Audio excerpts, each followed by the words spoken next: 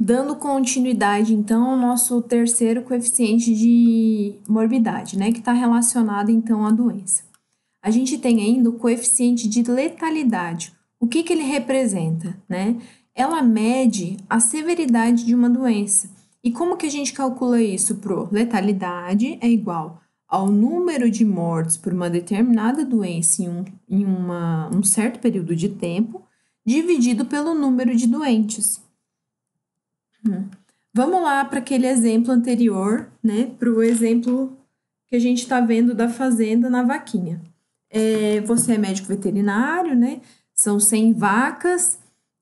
Observou que alguns animais apresentavam sintomas compatíveis com mastite, 10 casos. Depois aumentou para mais 10 casos. E pede para calcular a letalidade. Só que olha aqui, esse estudinho de caso, ele já vem com os números, né? E já está dizendo que teve 5 mortes, né? Então, olha aqui, são o número de mortes de uma determinada doença.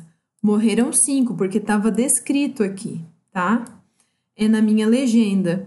E o número de doentes, eu não vou mais pegar a população exposta, que seria os 100. Eu só vou pegar as pessoas que estavam, as crianças, os animais que estavam expostos, que são os casos antigos mais os novos. Então, 5 dividido por 20, né, vezes 100, representa o quê? Que 1/4 dessas vacas morreram decorrentes de mastite bovina nesses 2 meses, tá? Então, é uma taxa alta, né, de óbitos se a gente for aí parar para analisar, tá? A gente ainda tem os chamados coeficientes de mortalidade.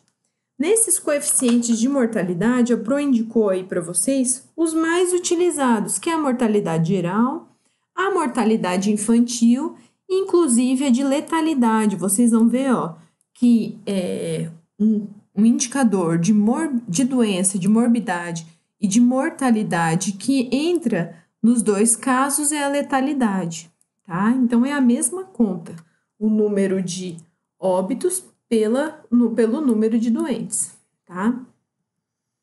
Vamos lá, para entender então esses coeficientes de mortalidade, né, vai mostrar o que? A intensidade com que acontece o número de óbitos relacionado a uma doença em uma determinada população, tá? A gente acaba utilizando mais a mortalidade em geral, né? Mas a gente pode ter a mortalidade infantil, a gente pode ter mortalidade relacionada a doenças transmissíveis, a gente pode ter mortalidade materna, mas que não é o foco da nossa disciplina aqui, pensando no nosso curso de veterinária. O coeficiente de mortalidade, né, ele vai então representar esse risco de morte numa comunidade. Vocês estão vendo que eu estou falando de comunidade, eu não estou falando de doentes, né? Então, essa mortalidade geral seria o número de óbitos dividido pela população total, que pode ser vezes 10, pode ser vezes 100, pode ser vezes 1000, né? Vai depender do que eu quero identificar, tá? Então, por via de regra, esse coeficiente a gente vê que na literatura ele não é muito utilizado. Por quê? Porque ele não está levando em consideração a faixa etária das populações. Aí aqui o exemplo da vaca. Você é um médico veterinário lá das 100 vacas leiteiras, né? Que tenha 10 tem casos de mastite, mais 10, pedindo para calcular a mortalidade. A mortalidade vai ser calculada pelo número de óbitos, que são 5, que está aqui na nossa legenda, pela população total. Aí sim, a gente vai estar falando dessa população exposta, diferente da letalidade que a gente está vendo apenas as pessoas doentes, ok? O que a gente viu? Que 5% das vacas morreram decorrentes de mastite. Já é um indicador bem menor comparado ao indicador de letalidade. Ok?